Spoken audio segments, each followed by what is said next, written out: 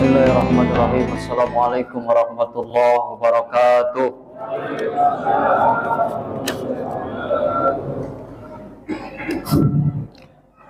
Alhamdulillahirabbil alamin wa bihi nasta'in wa ala umuri waddin wassalatu wassalamu ala asrofil anbiya'i wal mursalin wa ala alihi wa ashabihi ahli sidqi wal wafa ma ba'd.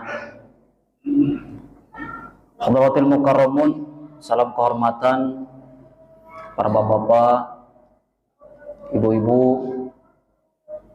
para kesepuhan, serta para hadirin tak sempat saya sebutkan namanya satu persatu. Semoga Allah Subhanahu wa taala senantiasa memberikan kita kesehatan, kekuatan iman, sehingga kita semua bisa melaksanakan ibadah puasa ini, terutama di akhir-akhir 10 terakhir bulan Ramadan ini. Semoga Allah Subhanahu wa taala memberikan kita terus kekuatan, kesehatan, kita jalankan ibadah di akhir Ramadan ini dengan penuh kesungguhan. Amin ya Allah ya Rabbal alamin. Bapak-bapak, ibu-ibu, gimana kabarnya, sehat ya? Alhamdulillah. Udah dapat THR semua? Sudah ya. Kalau yang belum, minta sama ketua kita tuh ya. Bapak-bapak, ibu-ibu yang dimuliakan Allah, mohon maaf tadi saya serambat sedikit. Jadi terkadang kita sangat sedih melihat kenyataan, fakta di lapangan, bahwasanya orang di akhir-akhir Ramadan ini sibuk dengan kesibukan dunia, sibuk dengan kesibukan yang tidak harus disibukkan.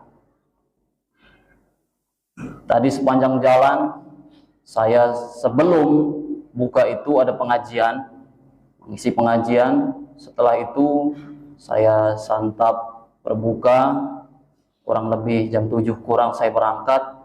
Dari sepanjang jalan saya menuju ke Masjid Al-Muhajirin ini, ramai sekali kendaraan, ramai sekali tempat tongkrongan, ramai sekali tempat hiburan. Apa mereka tak mengerti hadis dari baginda Nabi Muhammad SAW? Taharraw lailatal qadri fil ashril awakhir min Ramadan. Bersungguh-sungguhlah kalian, kata Nabi itu, mencari Lailatul Qadar fil ashril awakhir min Ramadan, di 10 terakhir bulan Ramadan. Mereka tak mengerti hadis ini, sehingga mereka sibuk dengan urusan yang tak harus disibukkan. Mereka sibuk dengan kesibukan dunia. Sudah beli baju belum? Mereka kumpul dengan kawan-kawan sehingga tidaklah melaksanakan nauzubillah summa nauzubillah.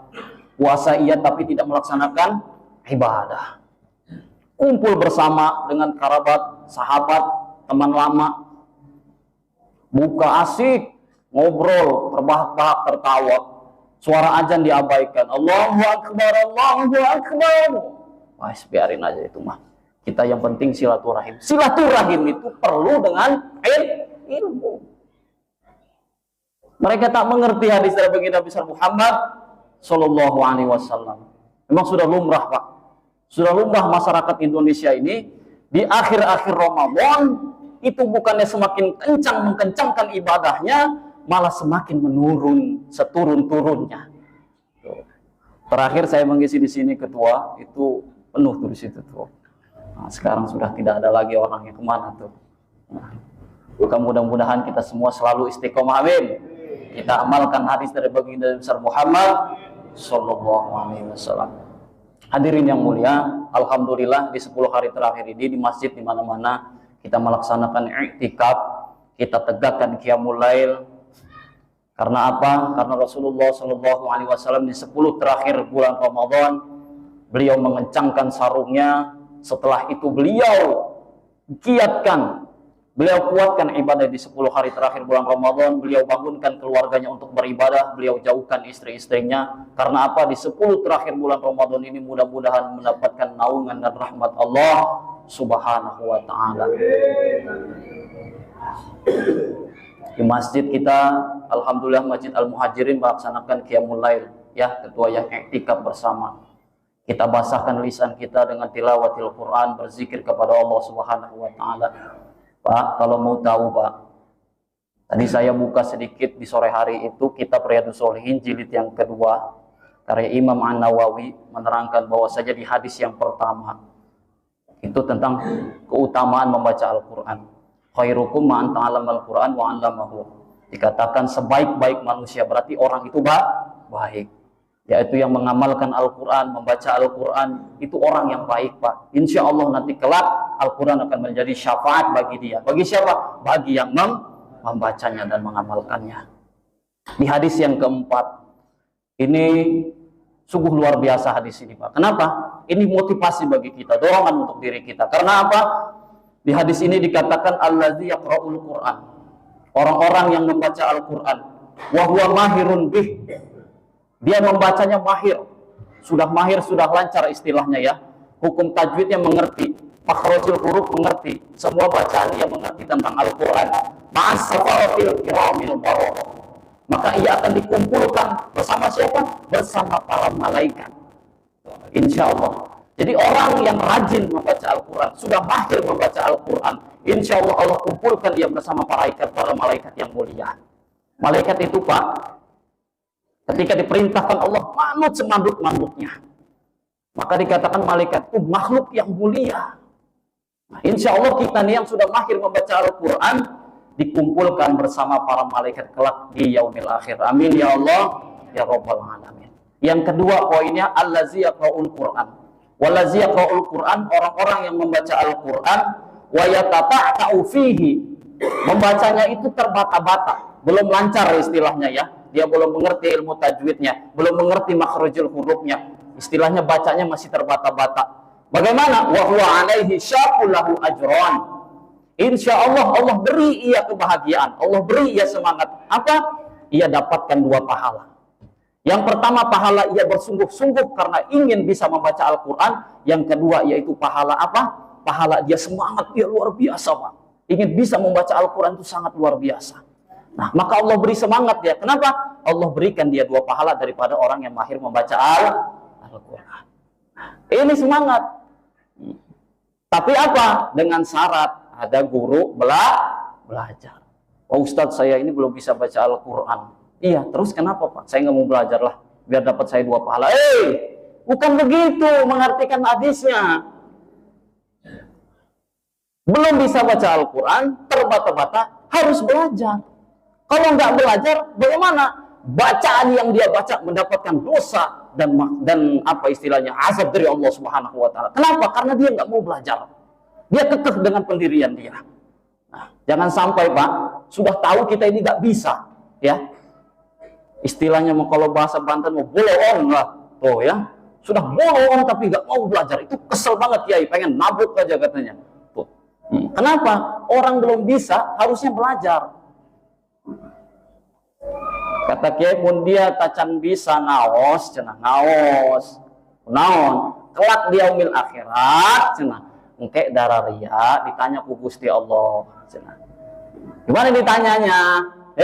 Kenapa kamu nggak mau belajar? Padahal guru di depan mata kamu itu ada. Benar Pak? Guru sekarang banyak banget guru. Di depan mata kita sudah ada guru. Ini mah boro-boro mau ngeliat guru, ya Pak? Guru diabaikan, ya Allah. Kalau kita tahu Bu, Pak, dulu ulama ingin mencari ilmu itu sampai menyeberang negeri ke negeri yang satunya. Banyak sekali tantangannya. Kita tinggal ngelangkah ke masjid, duduk, belajar, tidak mau juga. Nah, butuh apa lagi? Nah, ya, mudah-mudahan kita semua mendapatkan naungan rahmat dari Allah Subhanahu Wa Taala. Amin ya Allah, ya Rabbal alamin. Di hadis yang ke-6 yang terakhir Pak, saya jelaskan, innallaha yarfa'u bihadzal kitab aqwaman wa yad'u bihi akharin. Bagaimana hadisnya? Sesungguhnya Allah mengangkat banyak kaum dengan kitab ini. Allah angkat derajatnya orang yang mau menghafal Al-Quran. Allah angkat derajat orang yang mau mengamalkan Al-Quran. Insya Allah di akhir-akhir bulan Ramadan ini. Nah, Allah tinggikan derajatnya. Tapi sebaliknya, wa yad'u bihi akharin.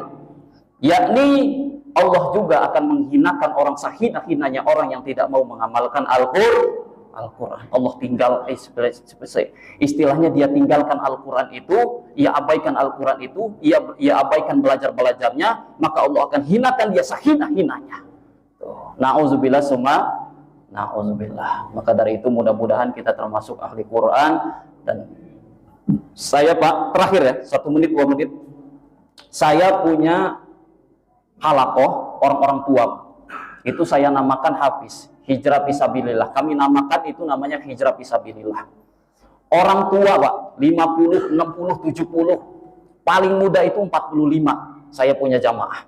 Setelah itu saya tanya, berapa juz sekarang Ramadan ini? Alhamdulillah Pak Ustaz, saya sudah 28 juz, saya sudah 26 juz, saya sudah 15 juz. Sama yang saya bikin terharu Pak, Alhamdulillah Pak Ustaz, baru tahun ini, baru di umur ini, saya hatam Al-Quran katanya. Alhamdulillah. Laju kemarin-kemarin kemana Pak? Ya, belum dapat hidayah mungkin Pak Ustaz. Maka Alhamdulillah, saya sudah 28 juz ini, maka saya akan teruskan, insya Allah Pak Ustadz doakan saya hatam di tahun ini. Alhamdulillah, jangan sampai Pak seumur hidup kita sampai tua dedengkot, tua kejemur Pak, kita belum bisa untuk menghatamkan Al-Qur'an. Na'udzubillah summa na'udzubillah. Dan mudah-mudahan Allah Subhanahu wa taala memudahkan kita. Ini jadi motivasi kita Pak. Harus jadi motivasi. Kenapa? Jangan sampai di akhir-akhir hayat kita tinggalkan Al-Qur'an hatam satupun belum.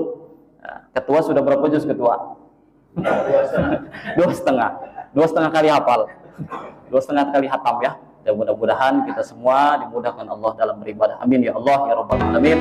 Mungkin ini saja sedikit tausiah atau kultum singkat yang dapat saya sampaikan. Kurang saya mohon maaf. Kepada Allah kami mohon ampun. Mudah-mudahan kita semua mendapatkan naungan rahmat Allah Subhanahu wa taala. Amin ya Allah ya Rabbal Alamin. Wassalamualaikum warahmatullahi wabarakatuh.